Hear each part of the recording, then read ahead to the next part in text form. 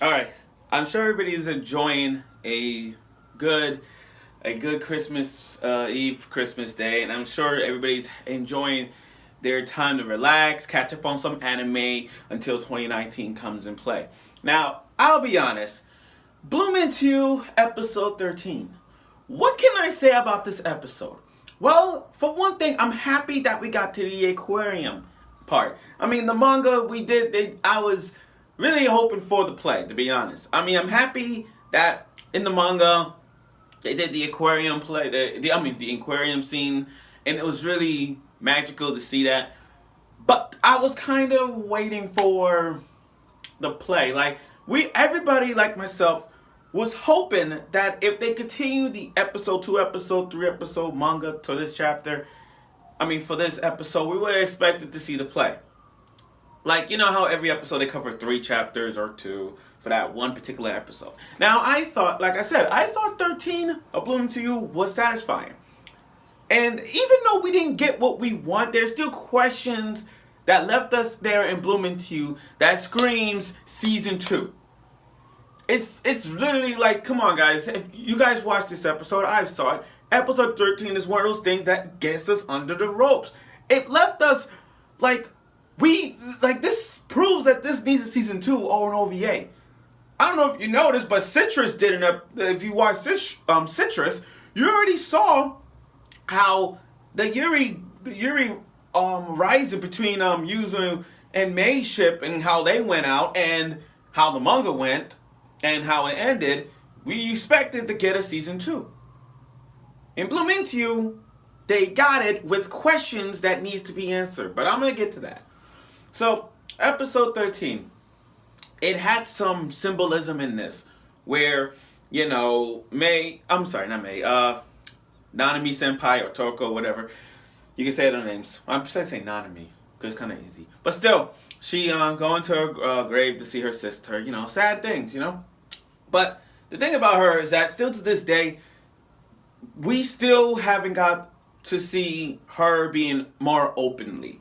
Okay, I get it. She's been open up to you multiple times, but not like in a way that we wanted to see. We wanted to see more impact. We wanted to see her change her ways. We wanted to see, instead of her just acting like her big sister, she just be herself. We still haven't got that prime yet.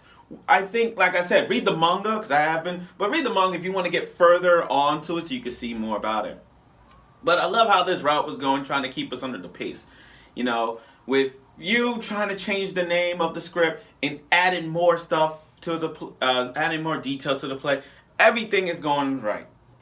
I do like the fact, I like the fact that, Rico, the teacher, Rico, and her friend, her girlfriend. I love how they said, "Did you prefer men or women?" And then all of a sudden, she said, "I have no interest in women." She just flipped out. I'm like, oh shit! They actually put that into details. And then she said, "Oh, it's not just that. I just said I found you attractive." She's into her. She just don't want to admit that she don't want to be too open like a tsundere. How tsunderes are. Don't want to be open-minded, but that's how it is. I also love the fact that how you and her friend and Nanami in this episode, they went to the same cafe. Like one went in the morning and one went in the afternoon. And I love how she was trying to talk to Nanami Senpai about her sister. Okay, I get it. Some people don't want to talk about their relatives' deaths. Some people want to keep it hidden. Like, knock on wood. Let me just knock on this. Knock on wood. If your relative died, anybody in the family member would have died. You gotta. Would you keep it a secret, or would you tell your friends or family about it? Me personally, if you feel like you want to be open in the whole trust thing, like the big word trust, if you want to be open with your friends and family, you might want to tell them the truth about them. Just be open so you can be true to people. That's what Nanami Senpai is not trying to do. Literally, she trusts. She has feelings for you, but not open. Yeah, like. Again, we gotta wait for that one time. Like, episode 9 was there, but then you get to this part in 12, you're like... in 13, you're like... Come on, open up. Still nothing. Now, we're going to cast that aside and go on to the aquarium episode. Okay, this was one of those things that I was really excited about because I was really hoping we were going to get this soon.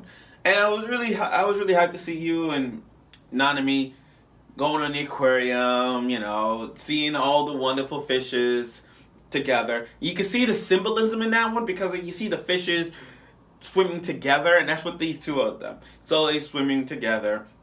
I even like the fact that not only I was seeing the dolphins, they both had the same idea. Oh, ponchos for 100? Okay. And they nodded their head at the same time, and they got all wet, if you know what I mean. But it was funny to see how, it was really funny to see how those two interacting with each other, you know, get some free time off their hands. And especially when they're at a table, you know, drinking, she's still talking about her sister, and Nanami I feel like Nanami is not the type of girl who wants to be revealed yet. Like her backstory is more in depth than what you expected. I mean, in the manga perspective, you gotta see it. But this, it just feels like you is like the best. How to put this? Okay, you know how you got boyfriend and girlfriend, or the best person to stand up for themselves? It's you, because you is trying to be that person who wants Nanami to be opened and express their feelings. Since then, she's been trying to do that back and forth thing, and it's still working good. I hope that we get there real soon, but like I said, we didn't get what we wanted. I mean, there's still so many questions not answered. Like, are we gonna get the play in the OVA? Like, if season 2 comes, are we gonna get the Are we gonna see the play? Are we gonna see Nanami's reaction about the play being changed? You know, stuff like that needs to be said and done, and we don't get that yet. Probably next year. Also, I love the ending scene where, you know, when not only they were in the aquarium, but they were also like looking at penguins and practicing for their play. Not to mention the fact Nanami's pushing her arms away. If it feels like Nanami lost faith into you, like not losing her. Well, yeah, more like losing her. Even if she said "I love you," she's still not saying it in a way like there's two ways to say it, you know what I mean? Like you said "I love you," or you wanted it to be like an expression like "I love you." Which one are you trying to say? You know what I mean? Like which type of, like when you say "I love you," how you express it, and that's what you don't see in Nanami when she says it. There's different method to that. Also, like the part when she was on the train. The train scene was really getting hot. It was really getting cool when Nanami was leaning on her shoulder, and it was so good to see you just about to kiss her. But yeah. So anyway, this episode 13. I'll be honest. This wasn't a disappointing episode. Even okay, I'll be honest. It was a little bit disappointing because we didn't get to see the play that we all wanted to see. Truth be told, we're probably going to get that, like I said, truth be told, we're probably going to get a season 2 on OVA. So, so, Bloom Into You, it's got to be one of those shows that you need to talk about of 2018. It's not, I know it's not as hype like Citrus. I know that it's not much talked about because this show is not like, you know, underrated. I mean, the show's like underrated and all, but people who have read the manga